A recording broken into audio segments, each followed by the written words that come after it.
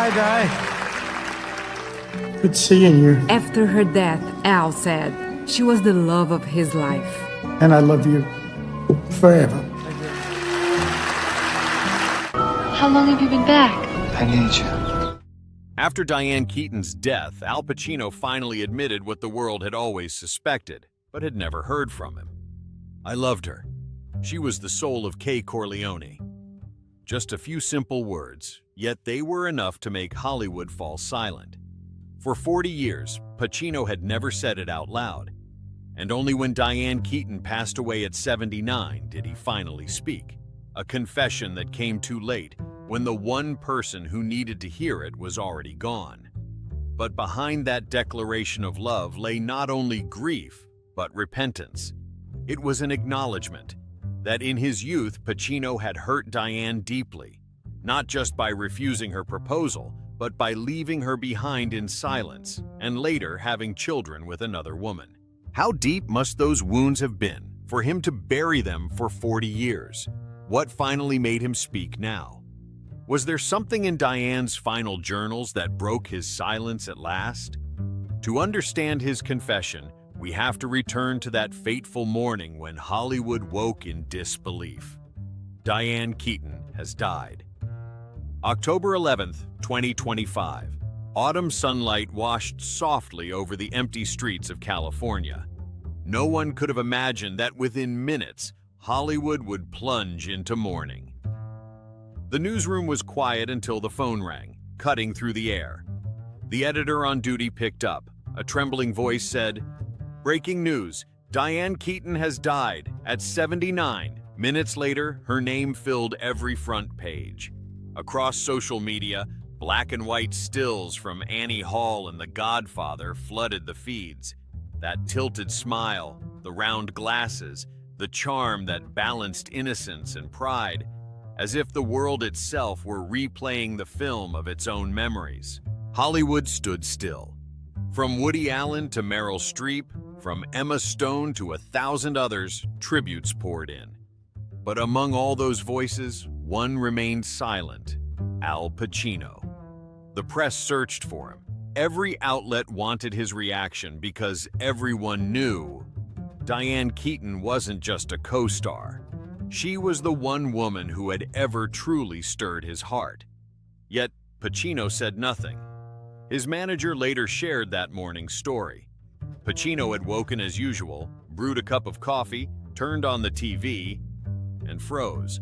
On screen, the anchor's calm voice echoed, "Actress Diane Keaton, the legendary star of The Godfather and Annie Hall, has passed away at her home in California, aged 79. The cup slipped from his hand. It didn't shatter. It simply spilled across the floor, spreading like a stain of memory that could never be erased. He didn't move, didn't speak. A housekeeper later recalled, he just sat there, staring at the screen, his hands trembling. When the broadcast ended, he whispered one word: no, impossible. By afternoon, reporters crowded outside his Beverly Hills gate, hoping for a statement, any sign of him. But the gate stayed closed. Inside, Pacino sat in darkness. On the table lay a photo of him and Diane from 1974. She's laughing. He's looking away. Now, that glance was what he could never forgive himself for. They said Pacino rarely cried, but that morning he did, quietly, unseen. A close friend revealed, he called me and said only this: I had my chance, and I lost it. It wasn't regret alone. It was guilt. The guilt of a man who had stayed silent too long while the woman who loved him waited for a single word. She had asked him to marry her. He said nothing. She had asked him to stay. He turned away. She had waited, and he built a life with someone else. Now, in that empty house, the 85-year-old man was left alone with nothing but his past roles. He had once played men of power, men with guns, men who stood between life and death, but he had never looked more fragile than he did that morning. Hollywood was silent that day, but inside the walls of his Beverly Hills home, a legend quietly collapsed beneath the weight of his own remorse. Newspapers everywhere reprinted the old photos. Pacino and Keaton on The Godfather set, laughing behind the scenes of Part 2, holding hands at the 1978 Oscars. Images long dormant now flickered back to life, witnesses to an unfinished story. Hollywood had lost a star. Al Pacino had lost his soul. Early 1970s. Hollywood was in the midst of a revolution. The glossy icons of the old studio era were fading, replaced by a new generation, raw, defiant, and unmistakably real. Amid that energy, Paramount Pictures quietly prepared a film that would change everything: The Godfather. Francis Ford Coppola, barely in his 30s, was an ambitious young director. He didn't see The Godfather as a gangster flick, but as a tragic symphony about family, power, and decay. To tell that story, he needed a man whose silence could fill the screen. He found him in Al Pacino. The studio resisted.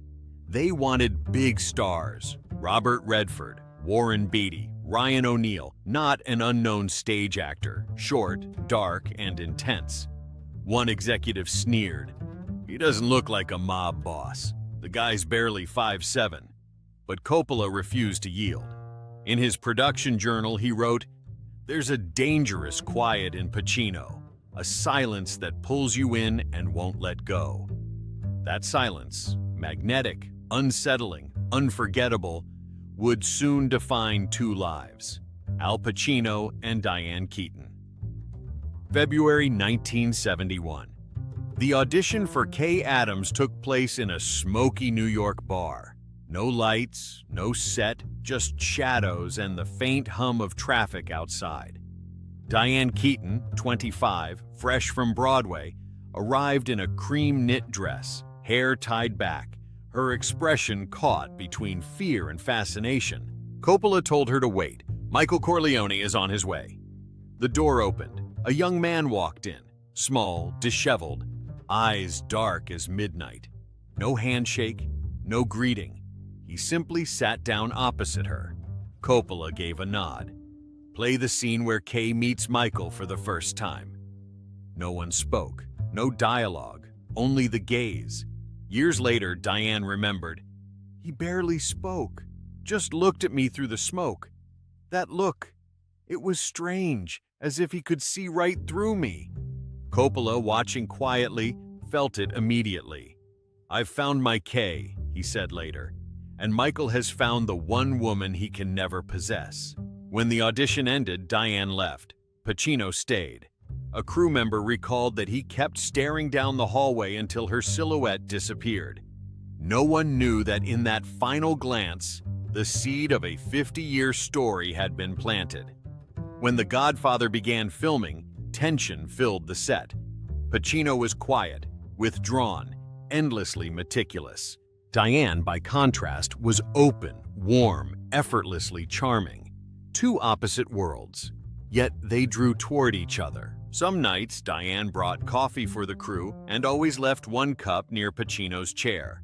He never said thank you, but the cup was always gone by morning. A silent ritual, repeated for months. A lighting technician remembered, "She made him laugh.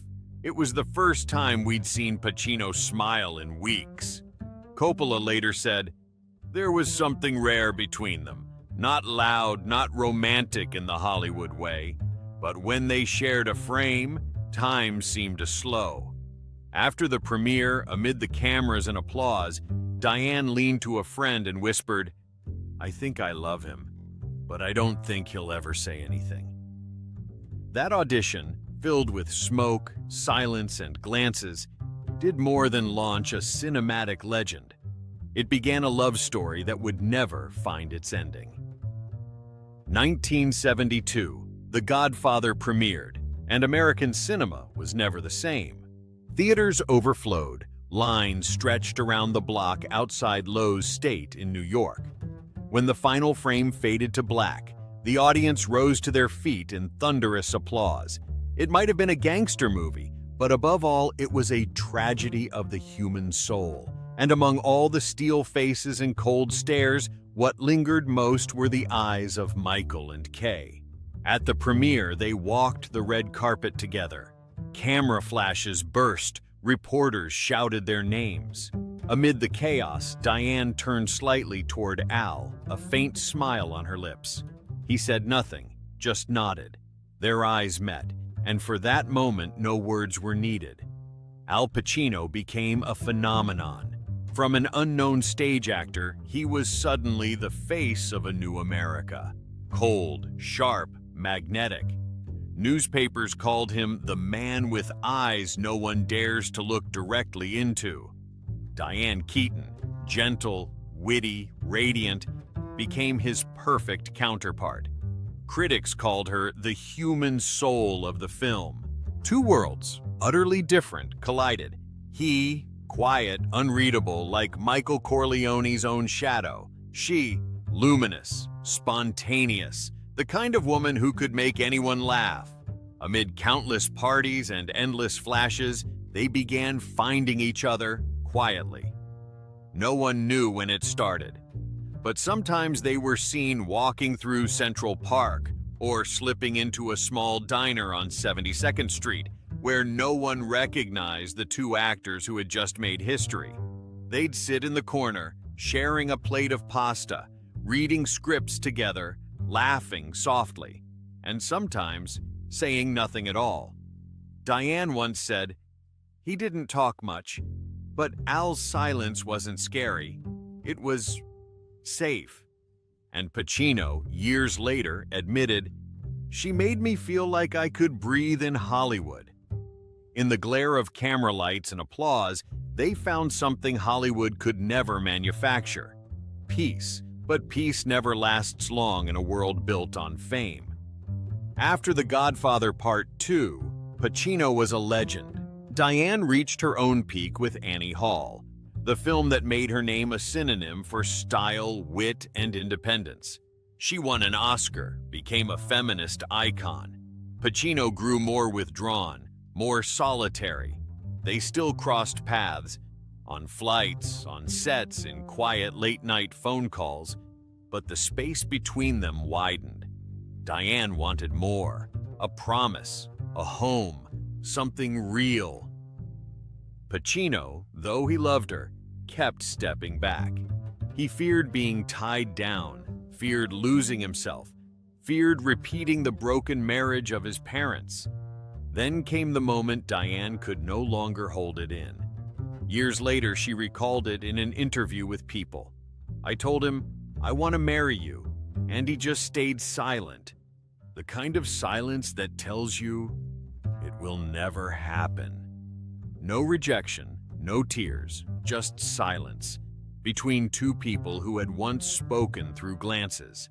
Diane left that day and never came back. Pacino stayed in his Manhattan apartment, a cigarette burning between his fingers, the smoke curling upward like a fading memory. A friend once said, "He didn't try to stop her. Maybe that's exactly how he lost her, by doing nothing." Years later, Diane adopted 2 children, a choice as bold and free as she was. Pacino buried himself in work. He had twins with actress Beverly D'Angelo, and later a son with Noor Al-Fala, a woman more than 50 years his junior. But he never married. In a rare interview, when asked why, he smiled faintly. "Marriage is a scene in a movie I could never play." People laughed. But if Diane had been there, she would have known. It wasn't a joke. It was a confession disguised as a smile. Because among all his Oscars, applause, and immortal roles, there was one part Al Pacino never mastered: the role of being the man in Diane Keaton's life. Diane Keaton, through Annie Hall, became the face of an entire generation of modern women. Intelligent, independent, unafraid to love, and brave enough to walk away. More than that, a new cultural icon was born. Wide-leg trousers, loose shirts, ties, vests, the Diane Keaton style, a statement of freedom and authenticity. Al Pacino, meanwhile, was sinking deeper into a very different world, one of darkness and violence. Scarface turned him into a legend. Tony Montana, proud, unhinged, solitary, became the perfect reflection of who Pacino was at the time. Fierce, intense, but trapped inside his own fame. The spotlight only grew brighter, but between them, shadows began to fall. They still crossed paths at award shows, film premieres, Paramount events, but the space between them had changed. Once they stood side by side, now there was always something, a step, a glance, a person separating them. When the cameras turned their way, Diane smiled. Pacino nodded. That was all. No more lingering looks, no more familiar silence. A journalist once wrote, "They still appear in the same frame, but it's as if they belong to two different worlds." One late evening on Broadway, Pacino was performing in American Buffalo. Diane sat quietly in the last row, wearing a wide-brimmed hat, her face half hidden beneath the dim theater light. He didn't know she was there. She never took her eyes off the stage. When the curtain fell and applause erupted, Pacino bowed. For a fleeting second, the spotlight hit his face and she saw the man she once knew was still there. The same eyes, the same silence.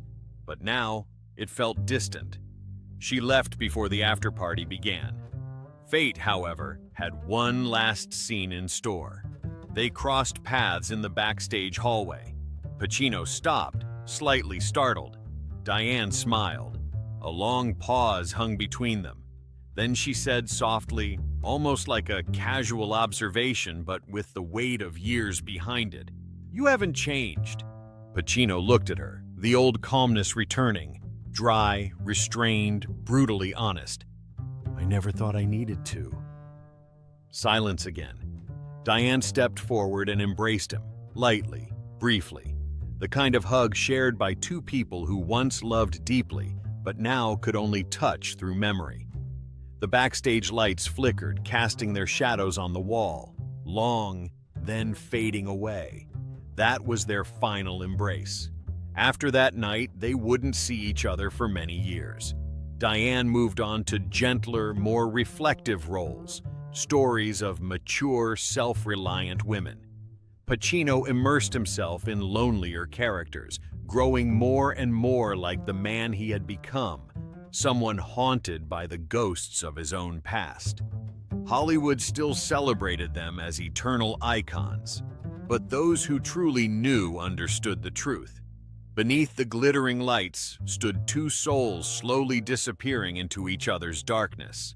One learned to let go. The other carried the weight of regret, one he would need half a lifetime to finally speak aloud. 1989. 20 years had passed since that first audition. Francis Ford Coppola, the spiritual father of The Godfather, decided it was time to close the saga. All of Hollywood stirred. Everyone knew this wouldn't just be another sequel.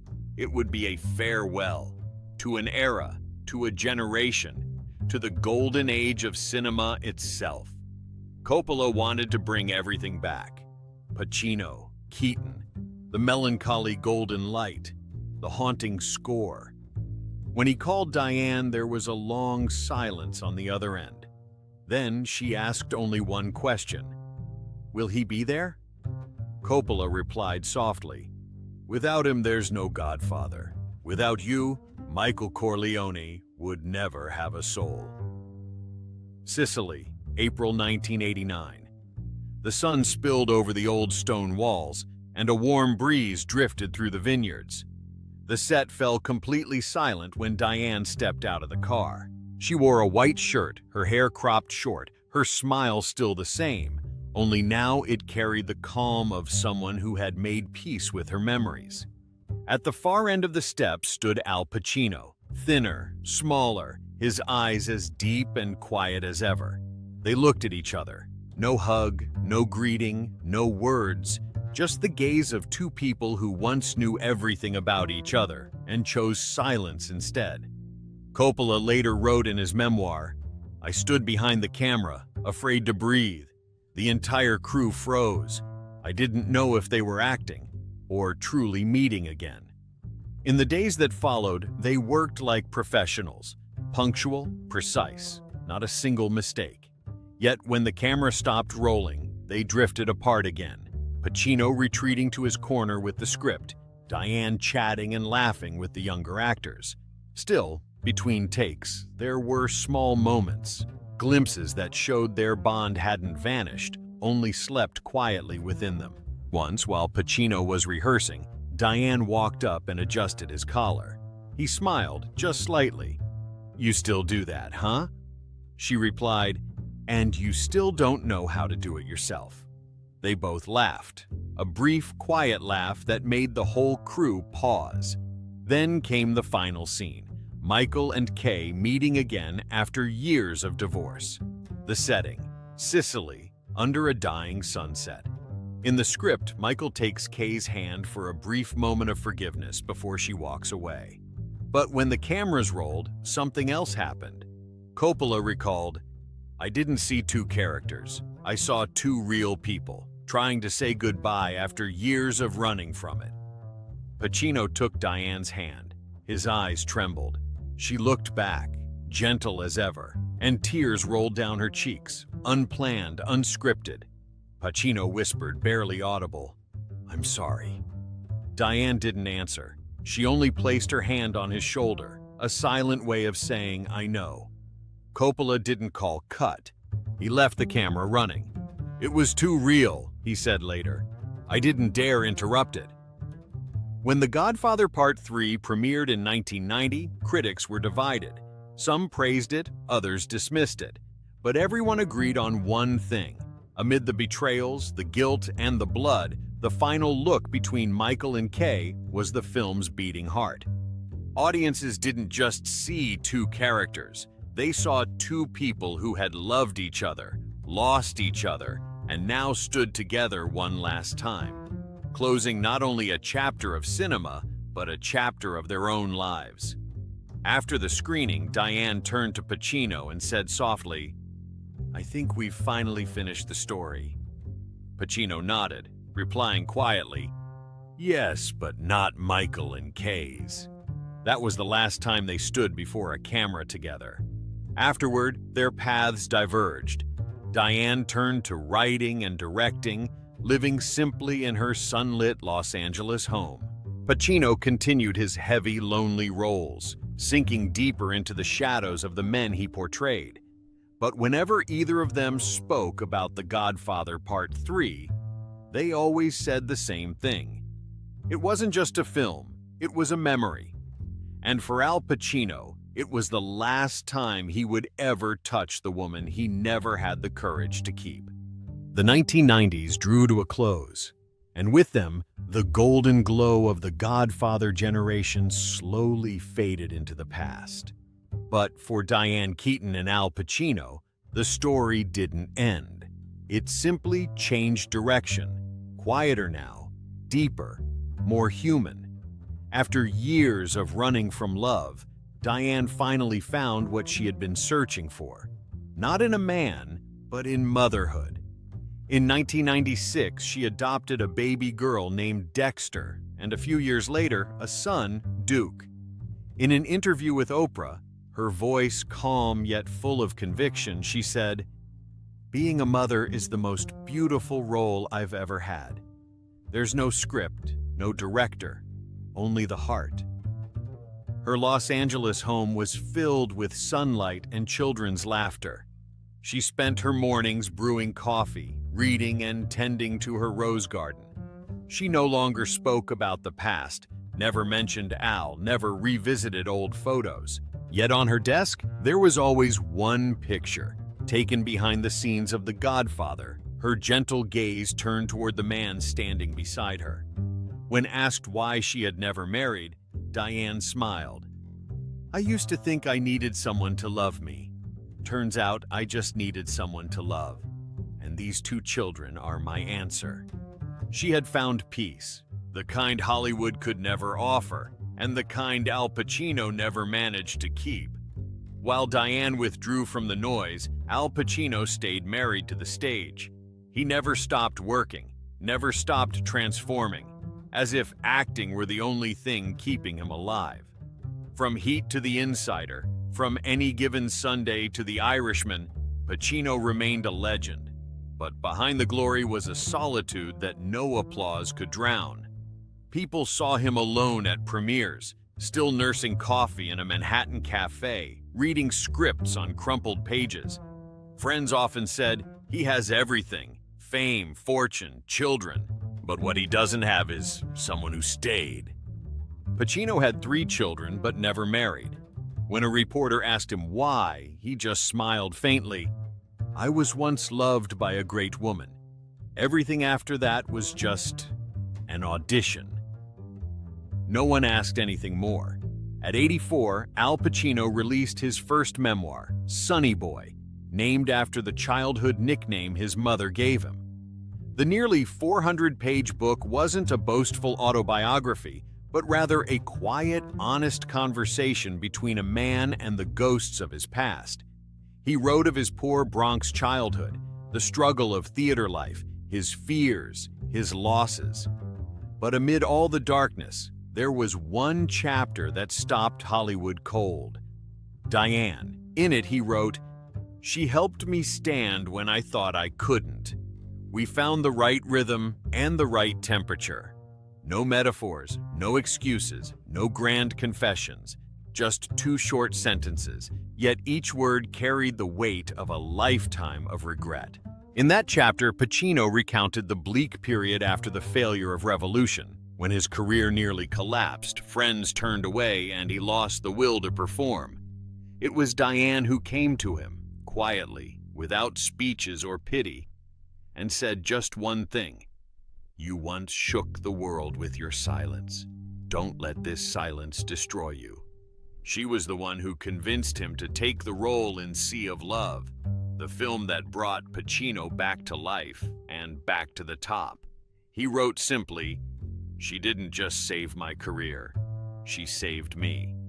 When Sonny Boy was published, critics hailed it as an honest, fearless memoir from a man learning to live with his own regrets.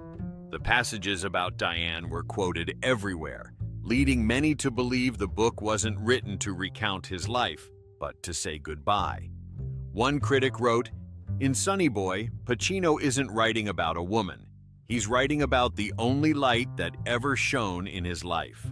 For me, summer 2024, Sonny Boy was released, and just 1 year later, Diane Keaton passed away.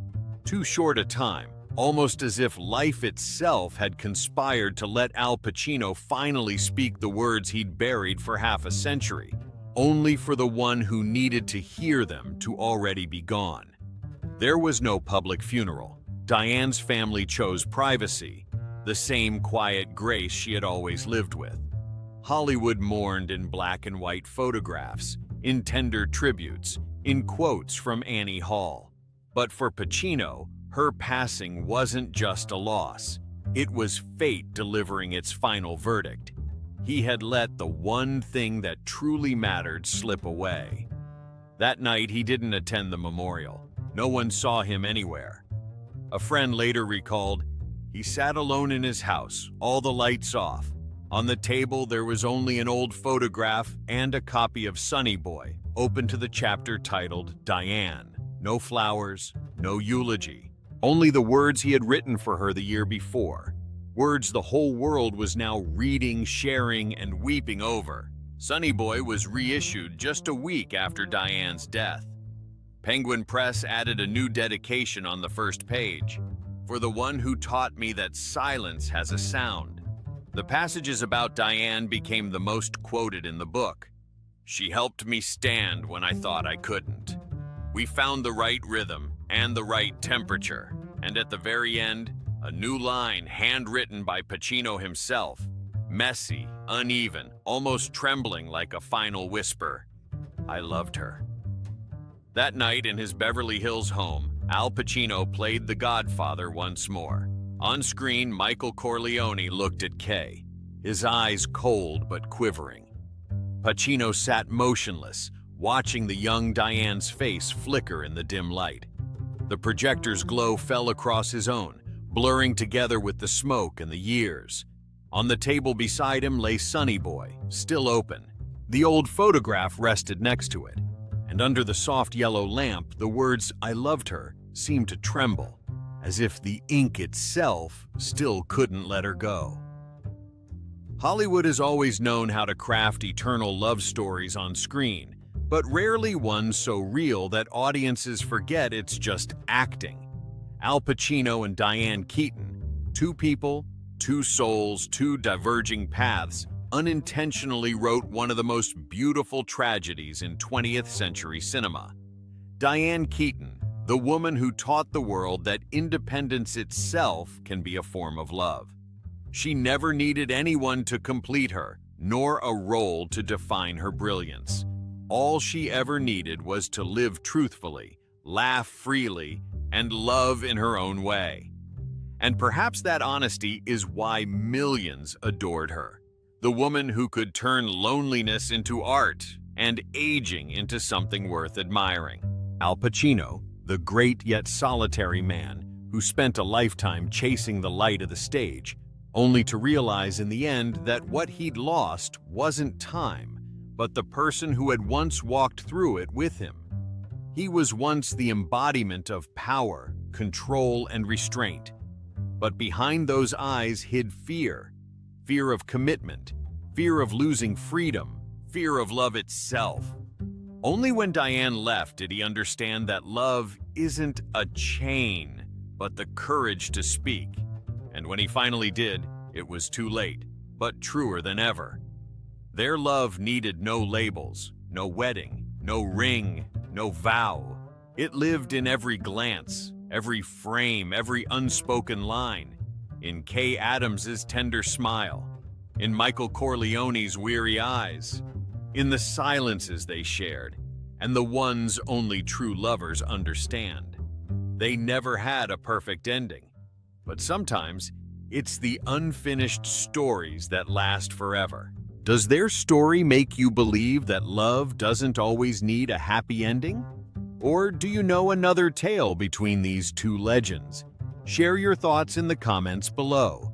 And don't forget to like, share, and subscribe to follow the next chapters, where we'll unveil more hidden stories from the dazzling world of Hollywood.